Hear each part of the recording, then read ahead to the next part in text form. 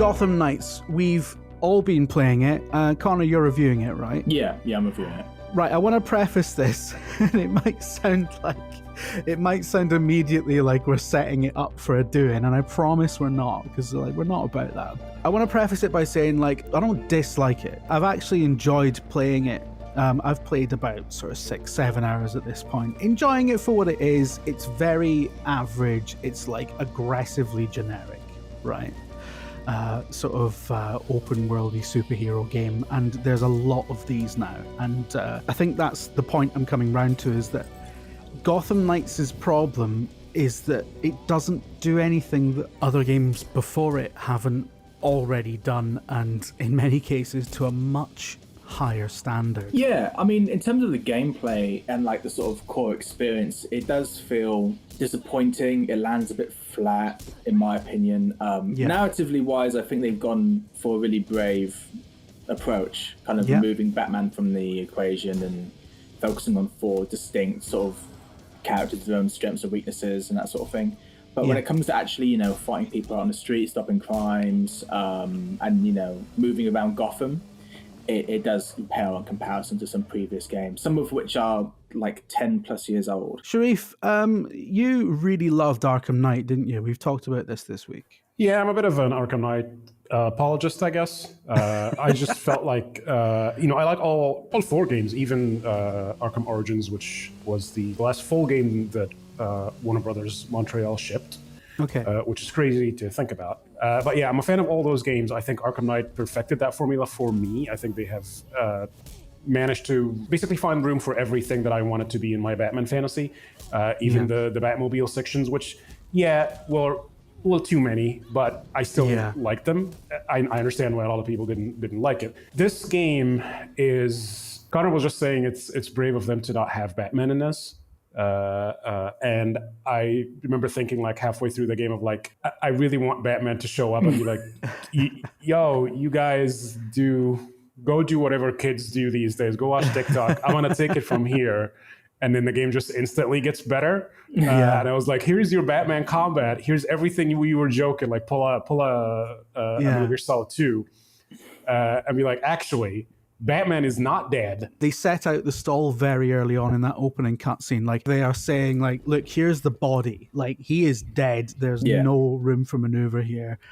They don't even have the Lazarus pit anymore.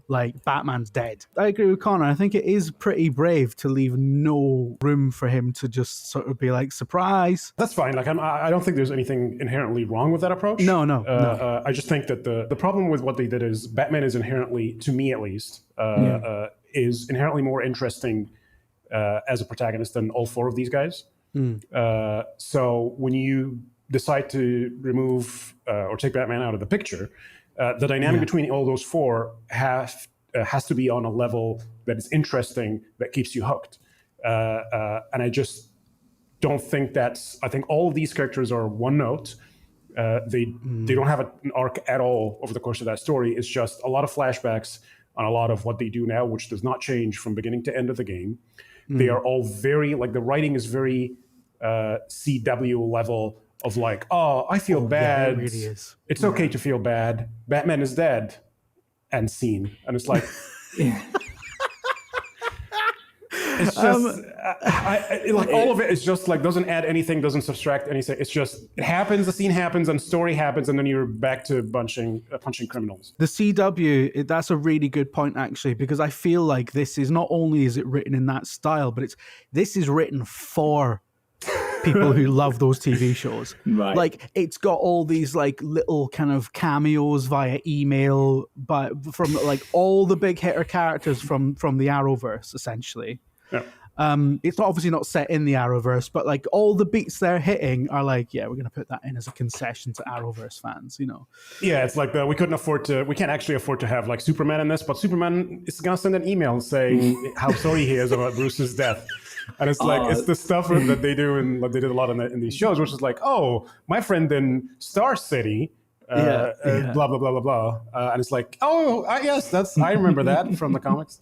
Which it does not but the main thing is that the dynamics don't work at all. If you want an actual dynamic with different characters with different approaches, look to or go play Guardians of the Galaxy from last year. That's a game that had a really interesting cast that did a lot with as far as like writing and conversations that made it, even if you didn't like, I was not a fan of how they characterized Star-Lord, for instance, in that game, but I was down with their version of that because it worked well within the context of their game. This game, every time a cutscene comes alive, I was like, I know exactly what you're going to say because this entire thing has been so predictable. And then there's only one thing that is not unpredictable in the game that I'm not going to spoil, but whatever. Is there a lot of, well, that just happened kind of chat? No, thankfully not. At least there's not that. I mean, I played mostly as Jason Todd, like, so I don't. No, he certainly didn't. He's kind of like a brick, just walking around and shooting people. Mm-hmm. But like following up on what you guys just said, because they don't nail it, because they don't manage to kind of reach the expectations that not only Batman sets in the context of like the story, there's a unavoidable reality that they won't be Batman again. They have to kind of do their own thing. Mm-hmm. But also they don't reach the expectations sort of set by previous Batman games. You've got this weird situation where you've got 4 people trying to fit their feet into Batman's shoes, and somehow it doesn't fit. They don't manage to do it. Like, it doesn't quite give you the same level of excitement. It doesn't quite meet the same bar. It's just disappointing. I don't hate the game. No. I think the game's fine. Like, if you like fighting crimes and grappling away and, you know, traversing Gotham, like, I think they do Gotham pretty well as this dark, gloomy city. I mean, I think in terms of the art design of the city, I like the map. I wish there was more stuff you could do in it. But like, there's a lot of things about it that are perfectly fine. There's some things about it that are actually like pretty decent. I actually really enjoy playing as Batgirl. I think she's the best kind of all-rounder character, and for me feels closest to how good it felt to play Batman in the Arkham games. But like, I mean, in comparison to the other 3, she gets the closest. So in terms of like things that this game doesn't do as well as other games, right? Traversal, right? Oh, the bike Arkham is so Knight, awful. Yeah. I mean, and the bike is terrible. And it doesn't help that we've got all these kind of quite well documented performance issues on consoles. It's not a 30 FPS cap. It's a 30 FPS ambition, right? Because even on Series X, it's like 27, you know? Yeah, you guys played it on PS5 and the Series X. I played it on PC. Obviously, it's not locked frame rate on PC, but the performance variance was very high. Like when you're in a room or in a very enclosed sort of environment, you would go up to 120 FPS, and then you flip the camera a little bit, and then you show the rest of the street, and just it dips to 60, and it's like, oh, like 60 is still playable. Of course it is, but you cannot deny the loss in input when you lose like 50% of the. It's the transition. It's the lack of consistency is the main thing. Like, you know, if it was a solid, rock solid, consistent 30, I don't think it would be that bad, because like when it is hitting that cap, the frame timing feels, I mean, we're not digital fans, right? But like for me, it still feels quite snappy in terms of the frame timing and everything else. So I don't think it's a disaster when it's actually managing to hit the cap. But it's so uneven, and I don't really accept their explanation for why it has to be 30. I don't accept this. So like, well, you know, it's a next gen game and it's doing a lot of really complicated stuff. It's not really doing anything that warrants this.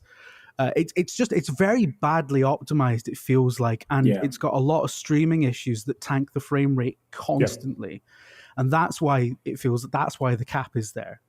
It seems that is absolutely part of it, because I can tell you playing on PC I had that game on a Gen 3 NVMe, which granted is not as fast as the PS5s or Xbox Series X. No slouch. But it's no, like I don't have it on like a mechanical drive even or like a fast one. Even then, like you could immediately, like I didn't have a graph on, but I could immediately feel in the input and on the screen maybe you see some of the footage.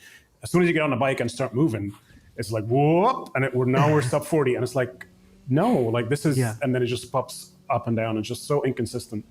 And I think, like, obviously, like, you know, there's a lot of frame rate wankers out there, but this is important for the feel of the game. Like, the combat doesn't feel as good as it could because of these performance issues. The speed on the bat cycle is It's comical because when you're driving around, they've got all these go faster lines on the screen, like Need for Speed or something, and the edge blurring and all of that. And it's really trying to sell this idea to you that like you're going really fast, by the way, but it feels like you're driving to the co-op. It's like it just doesn't have any oomph to it whatsoever. And I think that's kind of like in microcosm the problem with everything about the game. It's like it's okay, but it doesn't have any kick up the arse about it at all. There's no point where it excels. It's just a bit of a video game soup. I think we should talk about the combat a little bit and the game feel, because I think that's ultimately what's going to make an impression on people. This game is meant to be played in co-op. This game does not feel responsive. No. I cannot tell you, pretty much every action feels like it's running at like half the frame rate. Like everything feels so slow, even though you're running at a really high frame rate on PC at least. Everything just feels so slow and clunky. So that's a problem. The other thing is, because this is not Batman, they have essentially split all of his gadgetry and combat prowess all over the four people. So one of them is really good at stealth, and it's like, oh, I remember having this ability when I was playing Batman. Where is it? It's somewhere. It's probably going to be on Robin if it's a stealth ability, and it's probably going to be on Batgirl if it's a like a takedown ability. It's like, okay, I remember having this combo type thing. It's probably going to be on Nightwing's tree. So it's like, oh, they all kind of like all together make up a Batman, which, you know, I understand why they do this, but they almost always feel incomplete. Like you almost always feel like you're at a disadvantage depending on the situation that you throw yourself into. So it's like, oh, if you find yourself in a stealthy situation with Red Hood, you're kind of screwed. Like you may as well just trigger down and start punching people. Trigger the alarms and just go at it. What I'll finally say about the combat is this is not Batman combat as much as they have, you know, maybe communicated this is a Batman game. This is not the Batman combat or the Spider-Man combat in the sense that you're not going to hit a button and he's not going to automatically stick to an enemy and then punch it and then hit another button and he's going to stick to an enemy. You have a dodge button and you don't have a lock-on button. There's a soft lock-on. So they have, in my opinion, made the worst of both worlds choice. If you have a dodge button, you give me a lock-on. So it just becomes this, you're just, people shooting you from off screen, so you dodge, and then people are punching you, so you dodge, and it's like, okay, is everyone okay now? Can I attack? And then you attack, and some other dude is just coming in with a punch. It's like, no, like the rhythm is gone because you removed the auto lock-on button. It's like, okay, that's fine. If you want me to take control of the camera, I'm more than happy to. Give me a lock-on button and zoom that camera like 200% out, so I can see and make decisions on this combat, because there's a lot of enemies, and it does neither of those things. Yeah. I think you've hit the nail on the head there about it. The combat has no rhythm. A lot of people dislike, for example, the combat in Assassin's Creed 2 because it's a bit easy and it's a bit rote, and basically you just press the buttons in the right order and the game practically plays itself, right? But it feels good, and it's like a rhythm game. It's like counter, strike, grab, throw. It's like you just get into, and everyone's got their own little rhythm with it, you know. And Spider-Man has that. Spider-Man has that really nailed. And Batman, you know, Arkham Asylum had that brilliantly. Yeah. This just doesn't have that. And it's just one of these things. It's a long list of things that this does badly, where there's like 10 other games that came before it that do it perfectly well, and to a much higher standard. Like Traversal, the Batmobile in Arkham Knight got a lot of stick when it came out, but that thing is a beast. And when you get adept at throwing it around the levels, when throwing it around the map, it feels so good. Nothing about the Bat Cycle feels good. It's basically a mobile loading screen. Once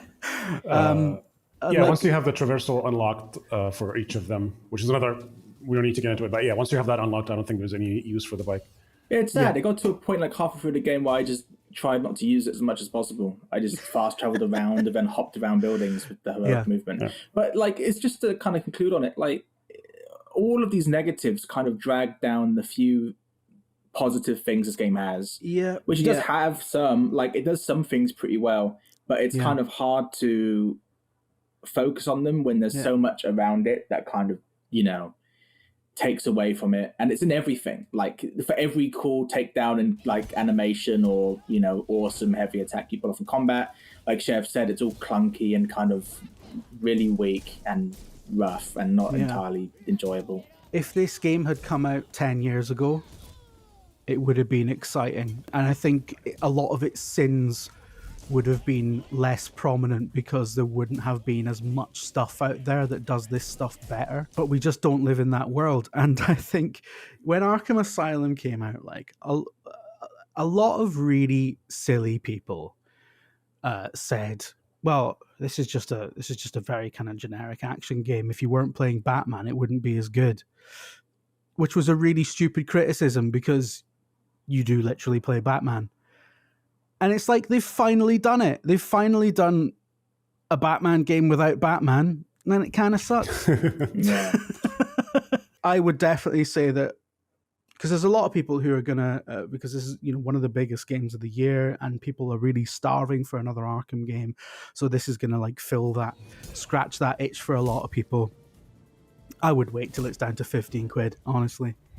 Yeah, it's enjoyable in co-op. I tried it with a couple people in co-op. If you're gonna play it on console and you have no qualms with this 30 FPS thing, it will be fine in co-op, which is, I promise you, is not a compliment. It's just a fact. Like, a lot of things are fine in co-op, including Gotham Knights, it turns out. So, yeah, if you're to like shoot the shit with a friend, yeah, sure, man, let's do it. And you're not really laser focused on all the minutia of the combat and the minutia of the story. You're just talking about your day. Yeah, it's perfectly serviceable. You want to sit down with this like Arkham and like master the combat, you're going to have a really bad time. So I guess in summary, don't get too excited, wait for the sales and find a buddy to play it with. Yeah, pretty much. Very reserved recommendations across the board. Is it my time?